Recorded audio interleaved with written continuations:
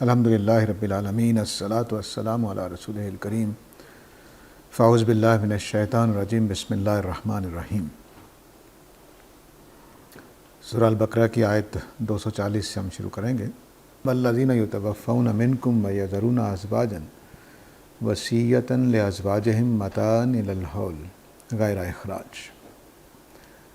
وہ لوگ جو فوت ہو جاتی ہیں تم میں سے اور اپنی بیویوں کو چھوڑ دیتے ہیں تو ان کو وصیت کرنی چاہیے اپنی بیویوں کے لیے 1 سال کے لیے گھر سے نکالے بغیر۔ یہ چونکہ عربوں کے ہاں یہ طریقہ تھا کہ وہ جس طرح ہمارے ہاں بیوہ جو ہے وہ گھر میں ہی نہیں بیٹھی رہتی، عربوں کے ہاں اس سے مختلف معاملہ تھا کہ ادھر کوئی عورت بیوہ ہوتی تھی، ادھر سال 6 مہینے کے اندر اس کی شادی ہو جاتی تھی عدت کے بعد۔ تو یہ ان کے ہاں نہیں تھا کہ وہ بیوگی کی حالت میں ساری زندگی گزار دے گی۔ ہمارے ہاں چونکہ معاشرت میں یہ تصور موجود ہی نہیں ہے، کہیں کہیں شادی ہوتی ہے بیوہ عورت کی، تو اس وجہ سے ہمارے لیے یہ ایک اجنبی سی بات ہے کہ اچھا اپنی بیوی کے لیے 1 سال کی ہم وصیت کریں گے۔ تو عربوں کے ہاں چونکہ اس نے جانا ہوتا تھا، سال کے اندر اندر تقریباً شادی ہو ہی جاتی تھی، تو اس لیے اللہ تعالیٰ نے ان کے عام طریقے کے مطابق یہ حکم دیا کہ اگر بیوہ نے دوسری جگہ شادی کرنی ہے جس علاقے میں یہ رواج ہے، اور ہمیں بھی یہ رواج اپنانا چاہیے کہ بیوہ خواتین کی شادی کر دینی چاہیے، خاص طور سے جو ابھی بہت بوڑھی نہ ہوئی ہوں۔ لیکن ہمارے ہاں یہ غیرت کا مسئلہ بھی ہوتا ہے، ہم پسند نہیں کرتے کہ ہماری بیوہ والدہ جو ہے وہ کسی اور مرد کے ساتھ شادی کر لے، بہت ساری اس طرح کی چیزیں ہیں۔ لیکن بہرحال دین کے اندر اس میں کوئی منع نہیں ہے، بیوہ عورت دوسری شادی کر سکتی ہے، اس میں کوئی عیب نہیں ہے۔ اسی پہلو سے اللہ تعالیٰ یہاں پر اپنی اسی شریعت کے لحاظ سے جو اللہ نے دے رکھی ہے کہ بیوہ عورت دوسری جگہ شادی کرے گی تو 1 سال کا خرچہ مرنے والے شوہر کو اللہ تعالیٰ نے حکم دیا ہے کہ وہ وصیت کر جائے۔ اس سے وراثت کا بھی ایک مسئلہ حل ہوتا ہے۔ ہمارے ہاں عام طور سے سمجھا جاتا ہے کہ ہم وارثوں کے لیے وصیت نہیں کر سکتے، جبکہ بیوی بھی وارثوں میں شامل ہوتی ہیں۔ اللہ تعالیٰ اس کے لیے الگ سے 1 سال کے خرچے کی وصیت کا حکم دے رہے ہیں، جس سے یہ بات واضح ہو جاتی ہے کہ وصیت کا حق وارثوں کے سلسلے میں بھی ہوتا ہے اگر اس طرح کی خاص صورتحال سامنے ہو تو فرمایا کہ وہ لوگ جو تم میں سے فوت ہو جائیں اور اپنی بیویوں کو پیچھے چھوڑ کر جائیں تو ان کو وصیت کرنی چاہیے اپنی بیویوں کے لیے پورے 1 سال کے لیے غیر اخراج، اپنے گھروں سے نہ نکال کے حکم کے ساتھ، یعنی 1 سال کے لیے نہ انہیں گھروں سے نکالا جائے گا بلکہ ان کو 1 سال کے لیے خرچہ پانی بھی دیا جائے گا۔ فَإِنْ خَرَجْنَا فَلَا جُنَاحَ عَلَيْكُمْ فِي مَا فَعَلْنَا فِي أَنفُسِهِنَّ مِنْ مَعْرُوفٍ۔ اور اگر وہ خود گھر چھوڑ کر چلی جائیں، یعنی ان کی دوسری جگہ شادی ہو جاتی ہے، 6 مہینے بعد ہو جاتی ہے، 7 مہینے بعد ہو جاتی ہے، تو فرمایا کہ اگر وہ خود چلی جاتی ہیں اور وہ معروف طریقے کے ساتھ اپنا فیصلہ کرتی ہیں تو تمہارے اوپر کوئی گناہ نہیں ہے، ٹھیک ہے۔ تم مجبور کر کے ان کو نکالو تو گناہ ہوگا 1 سال کے اندر اندر، اور ان کو نان نفقہ نہ دو 1 سال کے لیے تو گناہ گار ہوگے۔ لیکن وہ خود چلی جاتی ہیں، یعنی ان کی دوسری جگہ شادی ہو جاتی ہے، یا وہ فیصلہ کرتی ہیں کہ اپنے ماں باپ کے گھر چلی جائیں، یا وہ فیصلہ کریں کہ اپنے کسی بیٹے کے پاس چلی جائیں، تو وہ آپ کے اوپر اب گناہ نہیں ہے، مرنے والے کے اوپر کوئی گناہ نہیں ہے۔ واللہ عزیز حکیم، اللہ تعالیٰ عزیز و حکیم ہے۔ تو اب یہ 1 سال کے لیے ان لوگوں کے لیے حکم دیا گیا ہے جو اپنی زندگی میں اپنی وفات کے موقع پر ان کی بیوی جو بھی ہو، اپنی بیوی کے لیے وہ 1 سال کے لیے 2 نصیحتیں کریں گے۔ ایک یہ کہ سال پورے کا خرچہ دیں گے، اور دوسرا یہ کہ اپنی بیوی کو سال بھر کے لیے گھر سے نہیں نکالیں گے، یعنی ان کو پورے رہنے کا موقع دیا جائے گا۔ وصیت اور گھر سے نہ نکالنا، یہ 2 چیزیں، یعنی مال میں سے کچھ دینا خرچہ سال بھر کے لیے، اور گھر سے نہ نکالنا، یہ اس وراثت کے حکم سے الگ ہے۔ جو وراثت میں ان کو حصہ ملے گا وہ الگ ملنا ہے، اور یہ وصیت 1 سال کے لیے خرچہ دینے کی الگ سے ہے۔ میں پیچھے بھی جتنے احکام گزرے ہیں اس میں واضح کرتا رہا ہوں کہ میاں بیوی کا تعلق خدا کی نگاہ میں ایسا ہے کہ شوہر کو اپنی ہمت کے مطابق اس پر خرچ کرتے رہنا ہے، کیونکہ ان کو قوام اسی شرط پر بنایا گیا ہے کہ وہ اپنی بیویوں کا خرچہ اٹھانے والے ہیں۔ اور پیچھے اللہ تعالیٰ نے آگے بھی آگیا کہ حقاً علی المتقین، یہ نیک لوگوں کے اوپر حق ہے بیویوں کا کہ وہ اپنی جیب سے ان کے اوپر خرچ کریں۔ تو طلاق میں بھی ایسا ہی ہے، ان کو بھی نکالا جائے گا جب تک کہ عدت پوری نہ ہو جائے، یہ ہم پیچھے پڑھ چکے ہیں اور آگے سورہ طلاق میں بھی آئے گا۔ تو اب یہ وصیت اللہ تعالیٰ نے فرمائی کہ حکم یہ فرمایا کہ جو لوگ فوت ہوں اور ان کی بیگمات جو ہیں وہ زندہ ہوں تو ان کو 1 سال کے لیے خرچہ دینا ہے اور گھر سے نکالنا نہیں ہے۔ یہ ان معاشروں کے لیے حکم ہے جہاں پر بیوہ عورت دوسری جگہ شادی کر لیتی ہے۔ ہمارے معاشرے میں تو وہ ساری زندگی شوہر کے خرچے پر رہتی ہے یا بچوں کے خرچے پر، اس لیے یہ وصیت ہمارے ملک میں، ہمارے معاشرے میں چلنی ذرا مشکل ہے، کیونکہ وہ تو زندگی بھر کا خرچہ اٹھایا ہوتا ہے۔ واللہ عزیز الحکیم، فرمایا کہ اللہ تعالیٰ عزیز و حکیم ہے۔ عزیز کے معنی ہیں کہ زبردست ہے، سب کے اوپر اس کی حکومت ہے، اس کے حکم کو ماننا چاہیے، جو اس کے حکم کو نہیں مانے گا وہ پکڑا جائے گا۔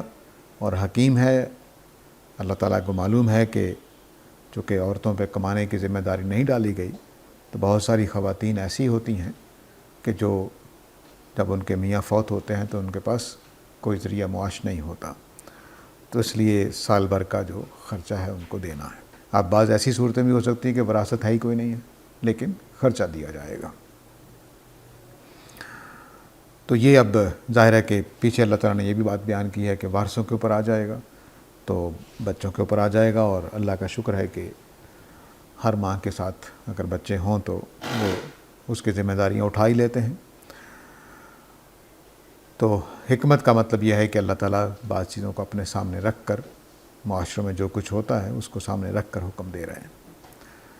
اب ظاہر ہے کہ ہمیں اس حکم کے مطابق، شریعت کے مطابق اپنے معاشرے میں جو تبدیلیاں کرنی چاہیے وہ کرنی چاہیے تھی، لیکن 1200-1300 سال سے ہم اسلام کو اپنائے ہوئے ہیں، لیکن ہم نے بہت ساری تبدیلیاں اپنے معاشرے میں اس پہلو سے نہیں کی کہ ہمارے ہاں بھی بیوہ دوسری شادی کرنے کے لیے حقدار بن جائے اور بچے اس بات کو قبول کر لیں، اور جو بہن بھائی ہیں، والدین ہیں خاتون کے، وہ بھی اس کو قبول کر لیں۔ آگے فرمایا وَلِلْمُطَلَّقَاتِ مَتَاعٌ بِالْمَعْرُوفِ حَقًّا عَلَى الْمُتَّقِينَ۔ تو بیوہ عورت کے لیے جب 1 سال کا خرچہ مقرر کیا تو فرمایا کہ طلاق دیتے وقت بھی عورتوں کو نہ جو دیکھ رکھا ہے اس کے علاوہ مزید دے دیا جائے اچھے طریقے کے ساتھ، یہ متقین کے اوپر لازم ہے۔ یعنی طلاق کے موقع پر جو بیوی کو دیا ہوا ہے، قرآن نے بتایا کہ وہ واپس نہیں لیا جائے گا، نہ اس سے حق مہر واپس لیا جائے گا، اگر نہیں دیا ہوا تو اس کو ادا کر دیا جائے گا۔ اور اس کے علاوہ بھی حکم دیا کہ طلاق کے موقع پر، طلاق دیتے وقت بیوی کو مزید کچھ دے دیا جائے اچھے طریقے سے، بھلے طریقے سے۔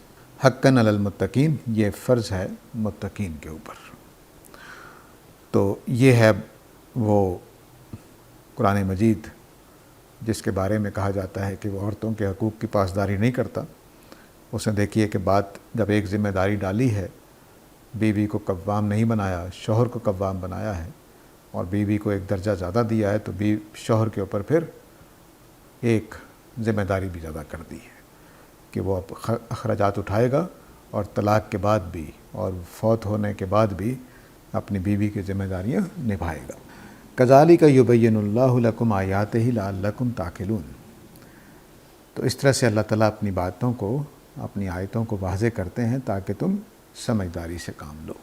تو اب یہ اس آیت کا مطلب یہ ہے کہ اللہ تعالیٰ نے یہ کچھ آیتیں اپنی واضح کی ہیں، اپنی آیتیں کچھ واضح کی ہیں۔ اس کا مطلب ہے کہ کچھ سوالات تھے سورہ طلاق میں جو چیزیں زیر بحث آئی تھیں اس پہلو سے، اور یہاں کچھ جہاد کے پہلو سے سوالات پیدا ہو گئے تھے۔ یاد ہوگا کہ جہاد کے اندر کچھ یتیم ہونے والوں کا مسئلہ زیر بحث آ گیا تھا، ان یتیم بچوں کی ماؤں سے شادی کرنے کا مسئلہ زیر بحث آ گیا تھا، پھر سوال سے سوال پیدا ہوتے چلے گئے، اور یہاں آ کر وہ بحث مکمل ہو گئی ہے۔ کو جو سوالات پیدا ہوئے تھے یتیموں کی ماؤں کے پہلو سے، پھر حیض کا مسئلہ آ گیا، عدت کا مسئلہ ہو گیا، یہ سارے یہاں پر آ کر مکمل ہو گئے ہیں، اور اللہ تعالیٰ نے بیوہ اور مطلقہ کے مسائل کو بیان کرتے ہوئے اس بحث کو ختم کرتے ہوئے یہ کہا ہے کہ میں نے یہ آیتیں واضح کی ہیں تمہارے لیے تاکہ تم سمجھو۔ یبینوں کے دو معنی ہیں، اور دونوں کی وجہ سے ترجیح دینے میں مسئلہ پیدا ہو جاتا ہے۔ یبینوں کا مطلب یہ بھی ہے کہ اللہ تعالیٰ واضح کرتے ہیں اپنی بات کو، اور یبینوں کا مطلب یہ بھی ہوتا ہے کہ بیان کر دیتے ہیں، بتا دیتے ہیں۔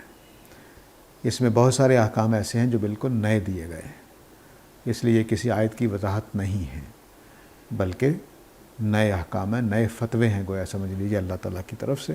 تو یہاں یہ صرف بیان کر دینے کے معنی میں ہے، لیکن سوالات سے سوالات چونکہ پیدا ہو رہے تھے اس لیے اس کو بھی یبین اللہ کے الفاظ میں بیان کر دیا ہے کہ جو سوالات پوچھے گئے بالکل نئی چیزیں پوچھی گئیں، یعنی پورے قرآن مجید میں کہیں اور طلاق کے بعد کے یہ حقوق بیان نہیں ہوئے، تو اس لیے پھر یہاں پر جو بیوہ کے جو ہیں حیض کے جو مسائل ہیں یہ پہلی دفعہ یہاں بیان ہوئے ہیں۔ تو اس سے یہ بات واضح ہوتی ہے کہ صرف بیان کرنا بھی یہاں یبینوں کے اندر شامل ہے۔ لعلکم تعقلون، تاکہ تم سمجھو، میں اس کا ترجمہ کر رہا ہوں تاکہ سمجھو۔ کچھ لوگ اس کا ترجمہ کرتے ہیں تاکہ تم عقل سے کام لو، اور پھر یہاں سے یہ بات نکالتے ہیں کہ اللہ تعالیٰ بھی عقل کو ویسی ہی حیثیت دیتے ہیں جیسے افلاطون کے ماننے والے دیتے ہیں۔ دیکھیے علم کی دنیا میں جو طریقہ کار ہوتا ہے علم حاصل کرنے کا، اس میں دو بڑے سکول رہے ہیں، دو بڑے مکاتب فکر رہے ہیں، اگرچہ وہ خالصتاً کوئی بھی ایک اسکول موجود نہیں ہے دنیا میں۔ ایک اسکول کا خیال یہ ہے، ایک مکتب فکر کا خیال یہ ہے کہ عقل سے ہی سارا کچھ جانا جا سکتا ہے، اس کے لیے حواس کی ضرورت نہیں ہے۔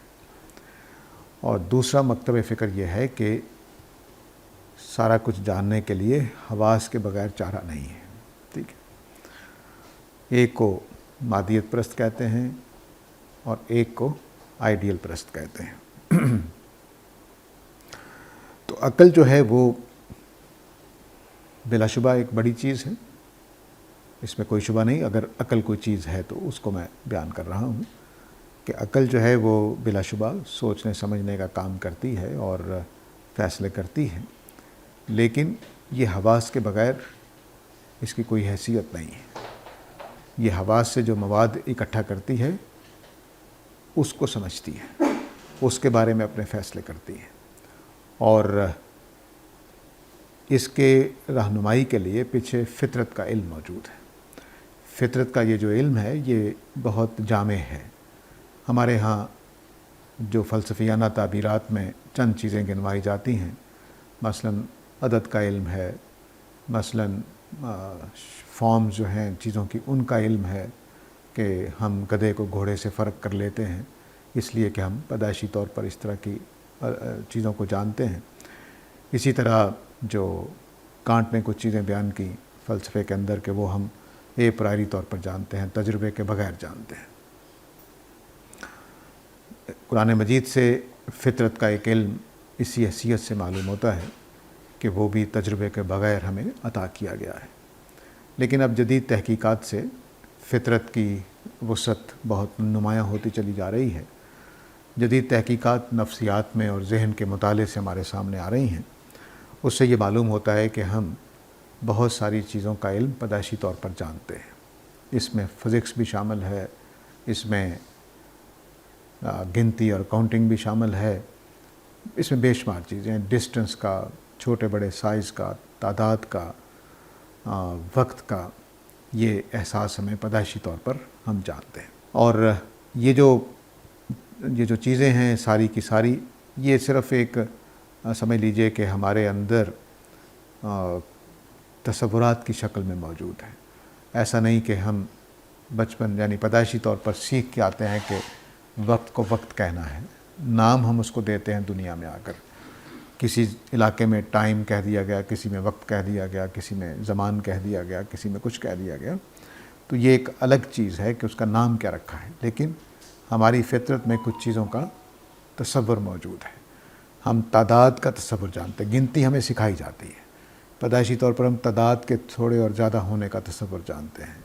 پیدائشی طور پر ہم چھوٹے اور بڑے ہونے کا، فاصلے کا یہ تصور ہم جانتے ہیں پیدائشی طور پر، یا یوں کہہ لیے کہ وہ چیزیں ہیں جن کو ہم پہچان سکتے ہیں۔ یوں بھی بات کہی جا سکتی ہے کہ میں ایک سڑک کو دیکھ کر سامنے اندازہ لگاتا ہوں یہاں فاصلہ موجود ہے، اور واقعات کے گزرنے سے میں یہ ایک اندازہ لگا سکتا ہوں کہ ٹائم گزر رہا ہے۔ کچھ اس طرح کی چیز بھی آپ اس کو بیان کر سکتے ہیں۔ یہ فطرت جو ہے یہ گائیڈنگ ہے عقل کے۔ تو عقل کے پاس دو مواد ہوتے ہیں، ایک یہ پرنسپلز ہیں جو ہماری فطرت میں موجود ہیں، اسی میں اخلاق کے پرنسپلز ہیں، اسی میں خدا کے تصور بھی موجود ہیں۔ تو یہ ایک ہمارے پاس فطرت میں چیز موجود ہے، اور باہر سے ہم مواد لیتے ہیں۔ تو مثال کے طور پر یہ کمرے کا منظر جو آپ کے سامنے آ رہا ہے، یہ مواد ہے جو ہمیں مل رہا ہے۔ ہم اس مواد کو اپنی عقل کی روشنی میں کچھ فاصلے محسوس کر رہے ہیں، کچھ یہ ہماری آنکھوں کو دیکھنے کی اتنی عادت ہے فاصلے کے ساتھ کہ تصویر میں بھی ہم فاصلہ دیکھ رہے ہوتے ہیں، حالانکہ وہ ایک کاغذ پر بنی ہوئی ہوتی ہے جس میں کوئی فاصلہ نہیں ہوتا، لیکن ہم اندر سے ہماری دماغ کی ساخت اس طرح سے ہے کہ ہم اس میں بھی فاصلہ دیکھ رہے ہوتے ہیں۔ چنانچہ ہم کیمرے کی تصویر اتارتے ہیں جو بالکل 1 ملی میٹر سے بھی کم موٹے صفحے پر بنی ہوتی ہے، اور اس کے اندر ہم میلوں کا فاصلہ دیکھ رہے ہوتے ہیں، کیونکہ ہم فاصلہ دیکھنے کے لیے بنائے گئے ہیں۔ ہمارے اندر ہماری فطرت ہمیں آگاہ کرتی ہے کہ فاصلہ موجود ہے۔ تو یہ اب جو چیز ہے یہ عقل کو گائیڈ کرتی ہے، اور باہر سے مواد لے کر وہ اس کا تجزیہ کرتی ہے۔ تو یہ ساری بات ہے حقیقت میں، لیکن ہمارے جو فلسفیانہ 2 تقسیمیں ہیں اس میں عقل محض کو بڑی وقت دی گئی، اور صرف اس بنیاد پر کہ میرے عقل میں یہ بات یوں سمجھ آ رہی ہے مان لیا جاتا ہے۔ یہ یاد رکھیے کہ ہمارا جو بھی عقل کا خیال ہو یا علم کا تجزیہ ہو ہمارا، اس میں عقل اس قابل نہیں ہے کہ حق کا فیصلہ کر سکے۔ حق کا فیصلہ یا فطرت کرتی ہے، یا باہر سے کسی چیز کو فیصلہ کن ماننا پڑے گا۔ یعنی ہم عقل کی بنیاد پر کس طرح فیصلہ کرتے ہیں کہ مثال کے طور پر میں نے اپنے ہاتھ میں ایک نٹ پکڑا ہوا ہے اور ایک بولٹ پکڑا ہوا ہے، تو اس میں لگ جائے گا کہ نہیں لگ جائے گا۔ ایک بار بار دیکھنے والا آدمی اپنی عقل سے فیصلہ کر لیتا ہے کہ ہاں یہ اس میں لگ جائے گا، وہ سائز دیکھتے بتا دیتا ہے اس کا سائز کیا ہوگا، لیکن ہو سکتا ہے کہ مجھے فیصلہ کرنے کے لیے تجربہ کرنا پڑے کہ لگ جائے گا نہیں لگ جائے گا۔ تو ماہر آدمی جس نے تجربے سے یہ سیکھ لیا ہے، تو اس کے بار بار کے تجربات اس کو بتا رہے ہیں کہ یہ پیچ اس میں لگ جائے گا، لیکن مجھے اپنی عقل کا فیصلہ کرنے کے لیے کہ میری عقل صحیح سوچ رہی ہے کہ نہیں، مجھے وہ تجربہ کر کے دیکھنا پڑے گا۔ تو یہاں میں نے کیا کیا، تجربے کو فیصلہ کن بنا لیا۔ دینیات میں ہم کیا کرتے ہیں، ہم وحی کے اوپر چلے جاتے ہیں کہ وحی سے فیصلہ کرواتے ہیں۔ تو عقل کو اپنے فیصلوں کے لیے ثالث کی ضرورت ہے، فیصلے کے لیے ایک باہر ایک حتمی چیز کی ضرورت ہے جس پر میں پرکھ کر دیکھ سکوں کہ یہ بات درست ہے کہ نہیں درست ہے۔ تو سائنسدانوں نے اس کو مادی تجربات اور لیب کے ٹیسٹ اور میڈیکل ٹیسٹ اور اس طرح کی چیزوں پر منحصر کر دیا، اور اہل ادیان نے اپنی مذہبی کتابوں پر اس کو منحصر کر دیا۔ اور پیچھے ایک فطرت ہے جو بعض اوقات چونکہ غلطی کا شکار ہو جاتی ہے، تو اس وجہ سے فطرت کو بھی بعض اوقات ہم فیصلہ کن نہیں مان پاتے، لیکن بہت ساری چیزوں میں ہم فیصلہ کرتے ہیں۔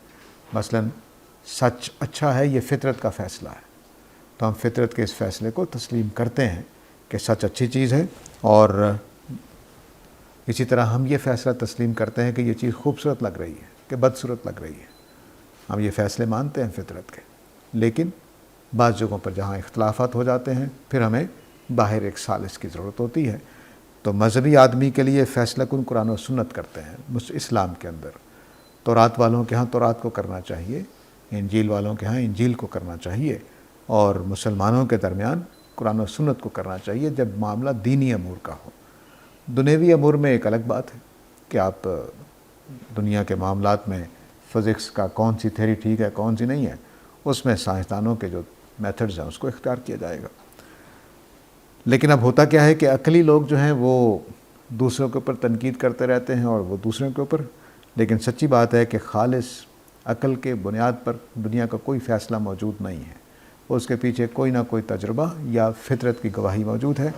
اور اسی طرح دنیا میں کوئی چیز ایسی نہیں ہے جو حواس کی وجہ سے صرف حل ہوئی ہو، حواس کا فیصلہ ہو، وہاں بھی فطرت کا فیصلہ اور کسی اور چیز کا فیصلہ لازماً شامل ہوتا ہے۔ تو لعلکم تعقلون میں صرف اتنی بات ہے کہ تم سمجھو، یہاں پر عقل بحثیت جو فلسفے میں مانی جاتی ہے وہ زیر بحث نہیں ہے۔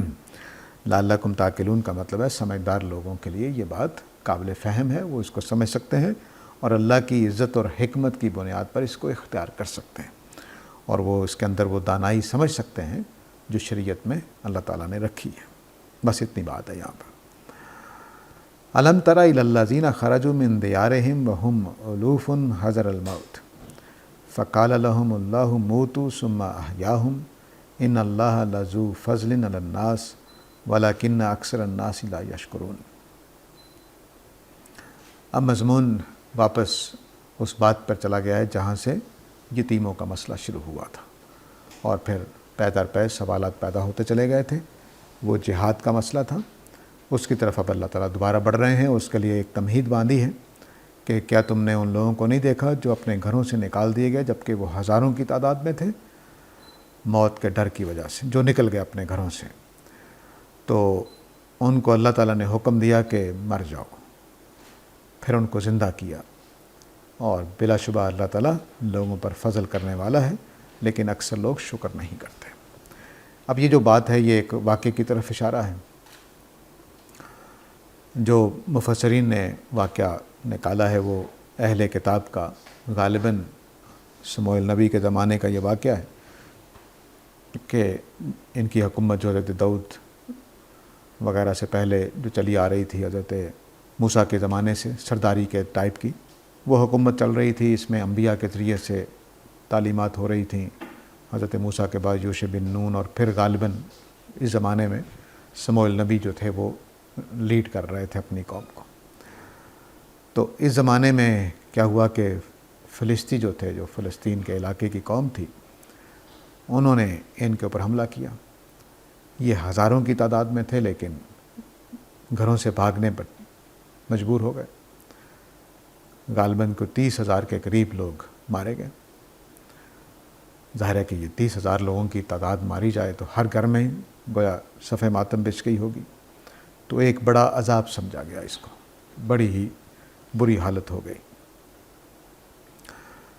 تو اس موقع پر اللہ تعالیٰ نے حکم دیا کہ تم مر جاؤ۔ مر جاؤ کا مطلب مجازی معنی میں ہے کہ اب تمہارے لیے موت کا صحیح حالات ہے۔ جس طرح اس وقت امت مسلمہ کو امت مرحومہ کہا جاتا ہے، کچھ اسی طرح کی حالت ان کی ہو گئی۔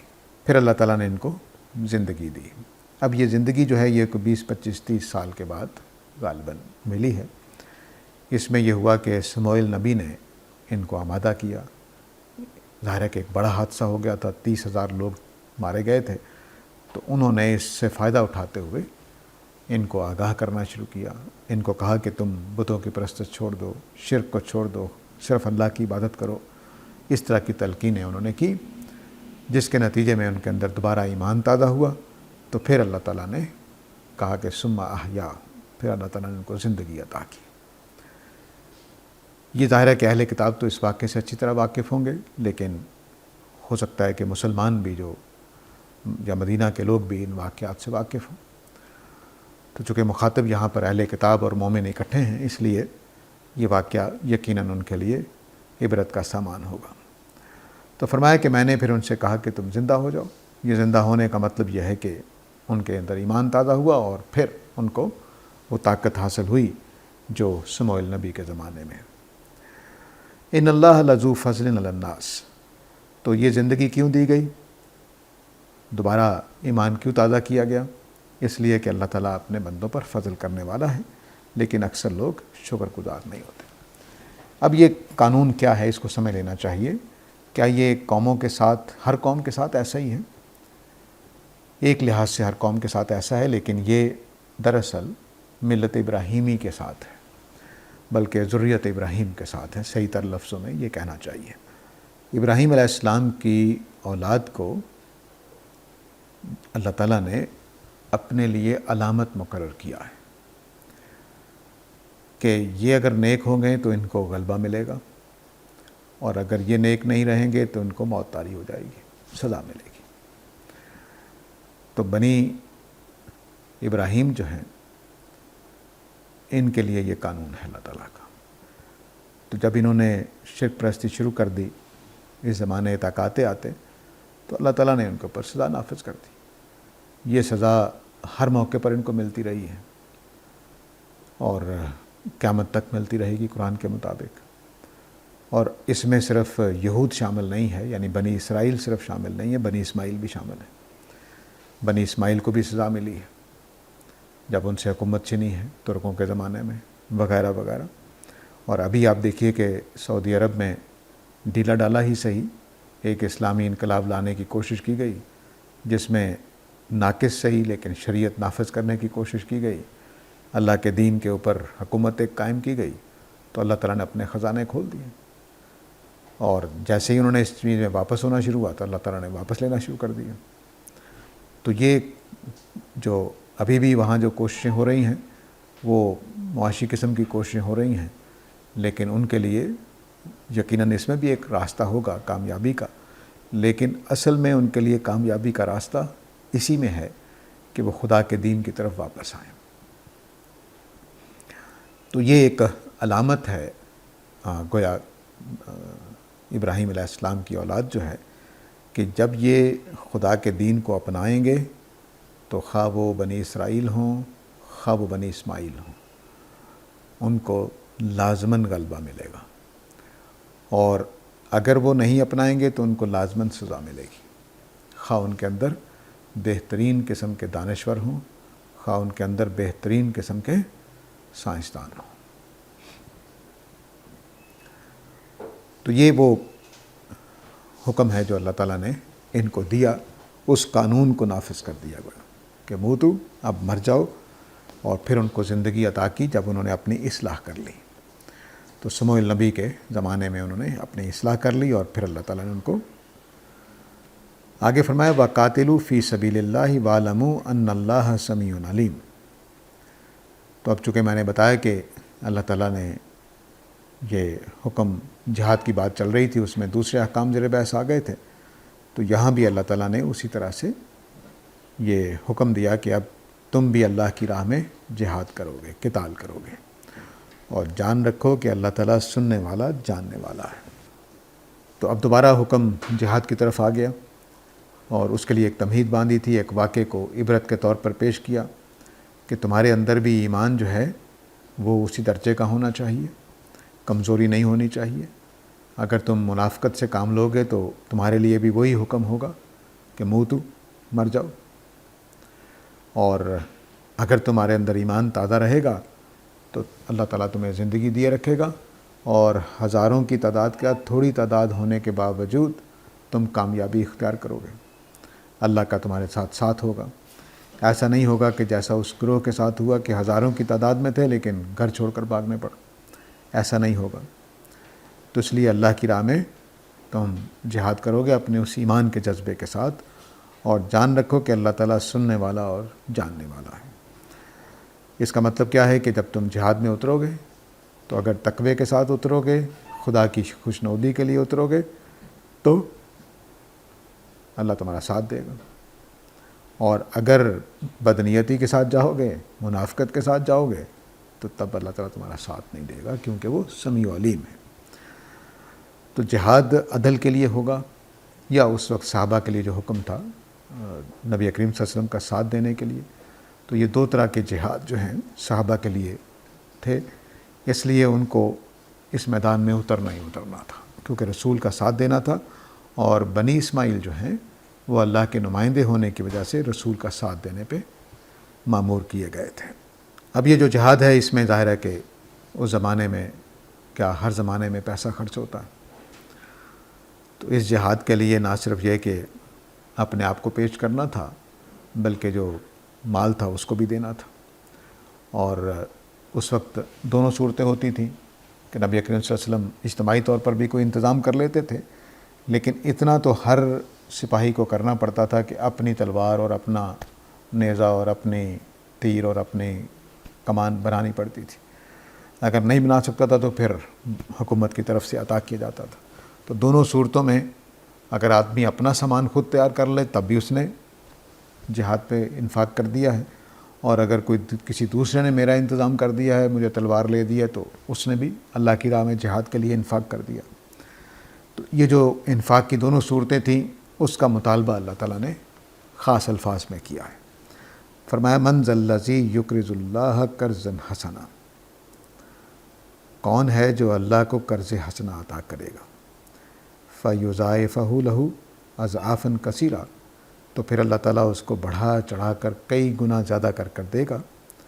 واللہ یقبض و یبسط و الیہ ترجعون، اللہ ہی جو ہے وہ رزق کو تنگ کرتا ہے اور کھولتا ہے، اور اسی کی طرف تم سب پلٹ کر جاؤ گے۔ تو اللہ کی راہ میں جو خاص طور سے جہاں جہاد کی بات ہو رہی ہے، تو اس میں جو خرچ کیا جائے گا وہ اللہ تعالیٰ کے ذمہ قرض کی طرح ہے، گویا اللہ تعالیٰ نے ایک ادھار لے لیا ہے آپ سے، اور قرض کو اللہ تعالیٰ جب واپس کریں گے تو کئی گنا بڑھا کر واپس کریں گے۔ یہ گویا بشارت ہے، اور اللہ جہاد کے راستے میں خرچ کرنے کے لیے، ابھارنے کے لیے یہ بات کہی گئی ہے۔ یہاں قرض حسنہ کا الفاظ استعمال کیے گئے ہیں، اس کی بڑی تعبیرات کی گئی ہیں۔ قرض حسنہ کا مطلب جو لفظوں سے نکل رہا ہے وہ سادہ سا ہے کہ آپ خوشنودی کے ساتھ، دل کی رضامندی کے ساتھ اچھا مال، اچھی چیز اللہ کی راہ میں خرچ کریں، تنگ دلی کے ساتھ روتے پیٹتے ہوئے یا گھٹیا سامان اللہ کی راہ میں خرچ نہ کریں۔ یہ مراد ہے قرض حسنہ کا، اور اس میں دوسرا پہلو یہ ہے کہ بڑھ چڑھ کر حصہ لینا، یہ قرض حسنہ۔ تو کون ہے جو اللہ کی راہ میں قرض حسنہ دے گا، اور پھر اللہ تعالیٰ اس کو بڑھا چڑھا کر کئی گنا زیادہ دیں گے۔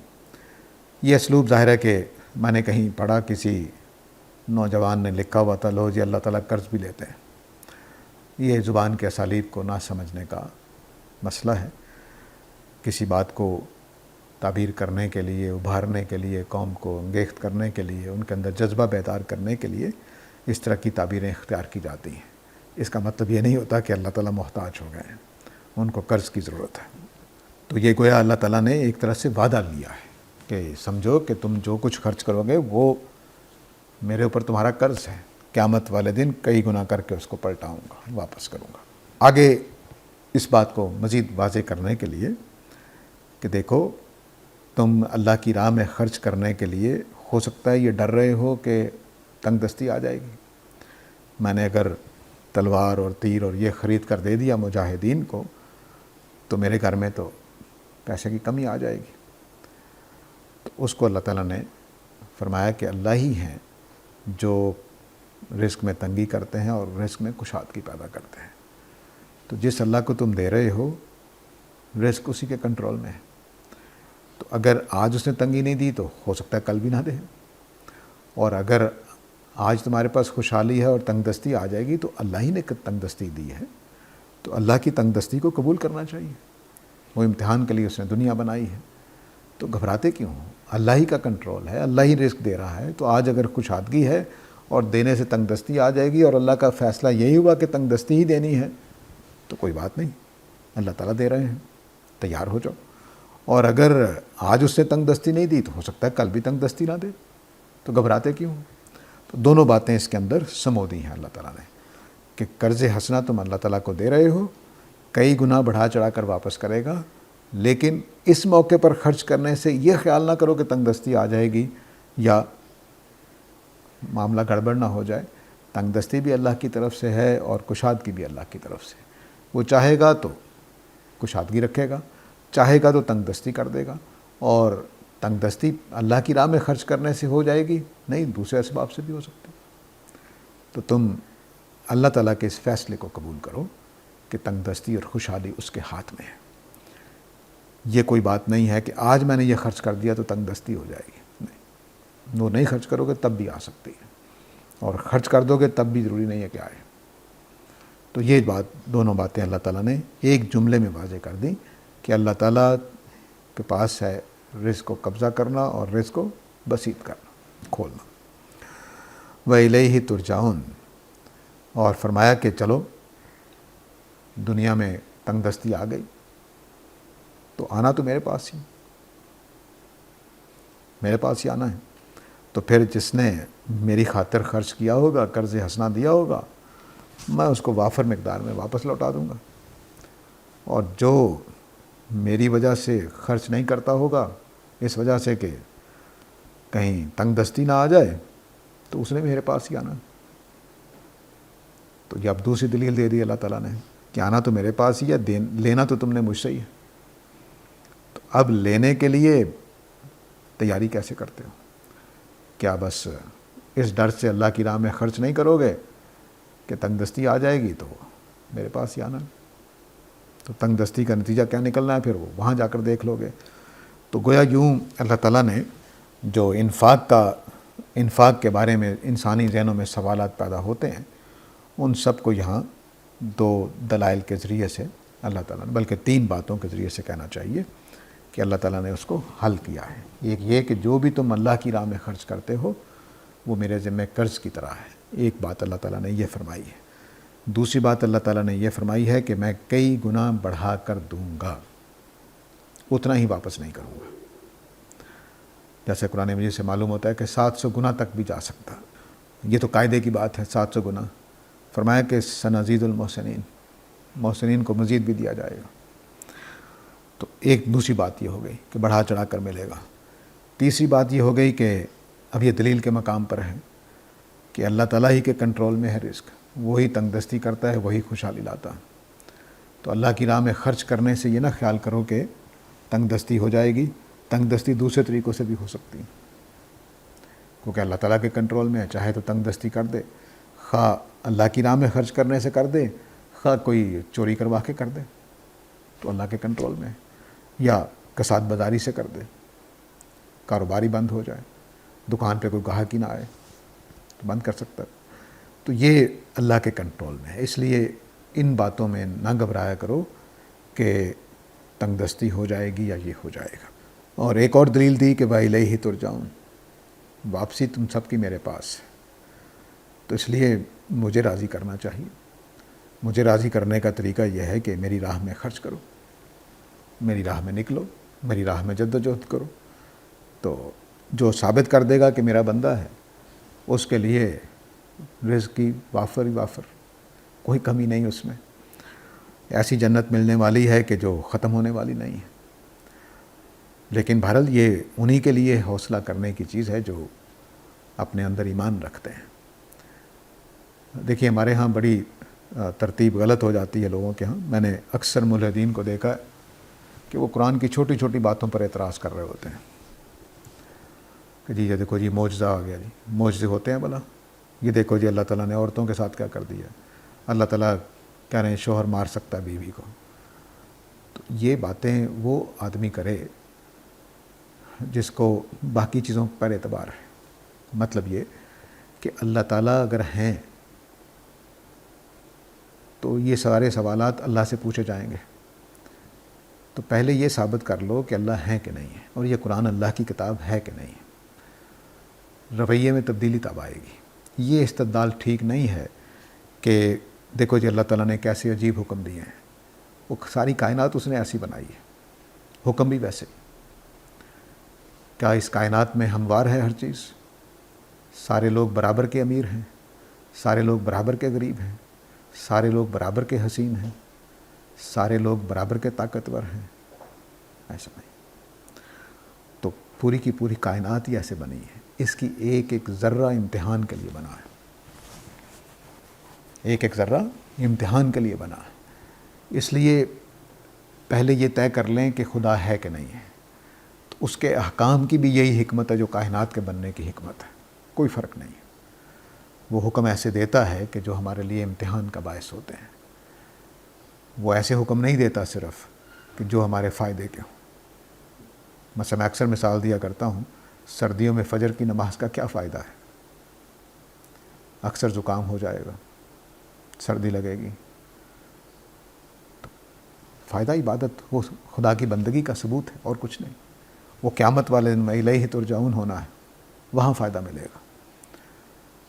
یہاں ہو سکتا ہے کہ اس کے نتیجے میں بیمار رہیں آپ، ہو سکتا ہے اس کے نتیجے میں کچھ زکام رہے آپ کو، ہو سکتا ہے اس کے نتیجے میں نیند پوری نہ ہو۔